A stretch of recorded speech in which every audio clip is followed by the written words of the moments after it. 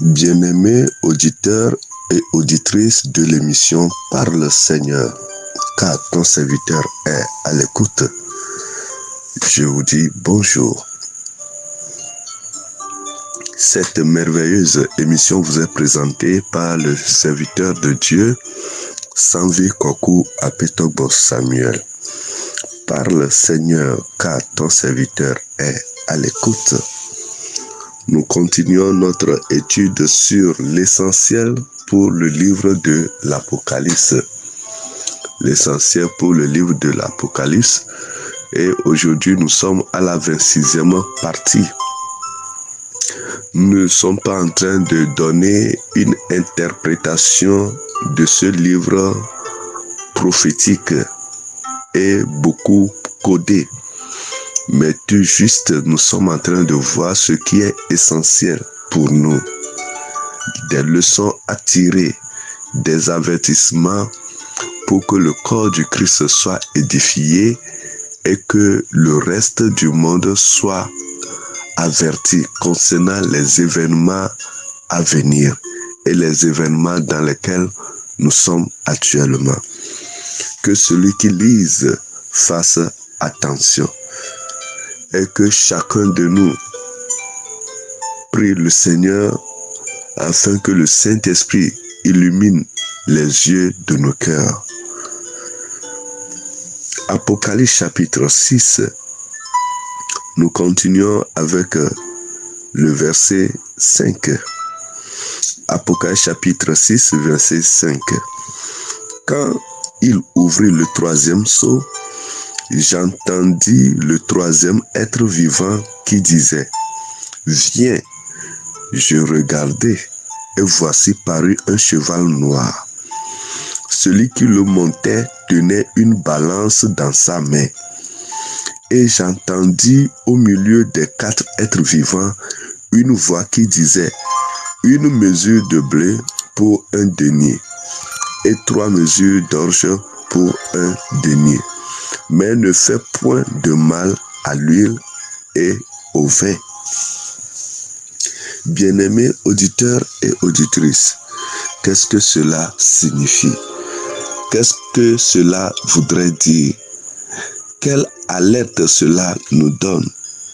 Nous avons déjà vu le cavalier et le cheval blanc et celui qui le montait. Un esprit séducteur qui a pour objectif de séduire le monde entier dans l'erreur. Un esprit image de l'Antichrist. Et nous avons aussi vu le cheval roux. Le cheval roux, c'est-à-dire le cheval de couleur rouge. Et celui qui le montait reçut le pouvoir d'enlever la paix de la terre, afin que les hommes s'égorgeassent les uns les autres, et une grande épée lui fut donnée, ce qui signifie la guerre. Et ce chevalier qui est sur le cheval roux a pour objectif d'enlever la paix sur la terre, de provoquer la guerre, la tuerie. Et c'est ce qui se passe actuellement. La question se pose, est-ce que nous sommes déjà rentrés dans cette dispensation ou bien ce sont des signes annonciateurs?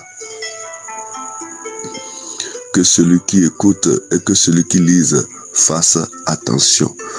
Tout ce qui est décrit dans le livre de l'Apocalypse que nous sommes en train de voir aujourd'hui, nous avons déjà vécu son image. Nous avons déjà vécu ou bien goûté l'avant-réalité. Alors, à nous maintenant de tirer des leçons, de se préparer. Qui n'a pas encore écouté parler de la guerre? Qui n'a pas encore écouté parler des tueries non bâties, des tueries sans raison? Prions le Seigneur. Préparons-nous à l'avènement de Jésus-Christ, car après l'enlèvement de l'Église, les choses iront de mal en pire. Le mal va s'accroître. le règne de l'Antichrist serait là. Car la présence de l'Église empêche l'Antichrist de régner. Une fois que l'Église sera enlevée, l'Antichrist aura l'accès de régner sur le monde entier et imposera son veto. Aujourd'hui, nous sommes en train de voir le cheval noir. Et la Bible nous dit, ce cheval noir, celui qui le montait, recevait le pouvoir d'enlever ce que nous appelons la nourriture. Dans le verset 5, il est dit, quand il ouvrit le troisième seau, j'ai entendu le troisième être vivant qui disait, viens, je regardais. Et voici parut un cheval noir. Celui qui le montait tenait une balance dans sa main. Une balance dans sa main. Et j'entendis au milieu des 4 êtres vivants une voix qui disait, une mesure de blé pour un denier et 3 mesures d'orge pour un denier, mais ne fais point de mal à l'huile et au vin. Ça annonce la famine. Ça annonce la famine. Une balance lui fut donnée. La nourriture ne serait plus comme avant. Il faut que la nourriture soit mesurée. Et on a bien précisé, une mesure de blé pour un denier. La vie serait chère. Et nous voyons que ce troisième événement serait la conséquence directe de la guerre du cheval roux. Alors, prions beaucoup le Seigneur. Ce qui attend le monde dans l'avenir n'est pas bon, n'est pas du tout glorieux. Ça serait des graissements de dents. Ça serait le malheur. Ça serait le jugement. Vaut mieux pour nous d'aller se donner à Dieu, de se repentir pour se préparer à l'enlèvement de l'Église afin d'éviter tous ces fléaux. Que le Seigneur préserve ses élus du mal. Que le Seigneur nous délivre du mal, car une grande famine s'annonce concernant le monde entier. Ce chevalier a pour but de faire régner la famine. Il y aura un manquement de blé. Déjà, nous avons vu ce que la guerre de l'Ukraine a créé dans le monde entier. La vie est devenue chère. Nous devons nous méfier.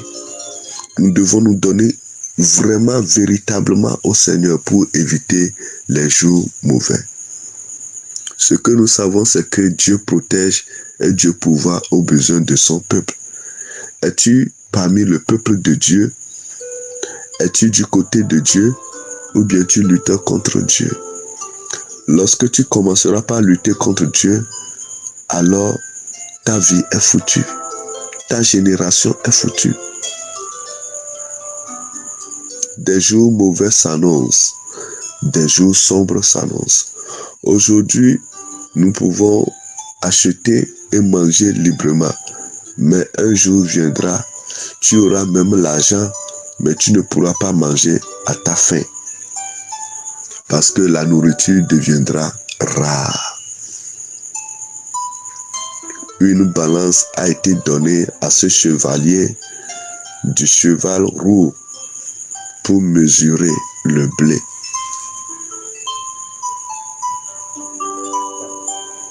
Est-ce qu'il n'aura pas la terre pour cultiver? La terre sera ravagée par la guerre. Comme nous le voyons aujourd'hui à l'Ukraine. Les cultivateurs ne pourront plus cultiver le champ, semer et récolter. Que le Seigneur nous aide Voici des événements qui viendront à la suite des temps. Pour le moment, nous sommes en train de vivre les signes précurseurs de ce qui arrivera lorsque le Seigneur commencera par briser les sceaux des 7 livres. Que Dieu nous bénisse et que son esprit nous éclaire davantage. Que celui qui écoute médite sur sa vie. Vous venez d'écouter la voix de votre serviteur Sanvi Kokou Apetogbo Samuel. Ce n'est pas le moment de se décourager, car le meilleur reste à venir. Paix et joie à notre cœur et à la prochaine. Bye bye.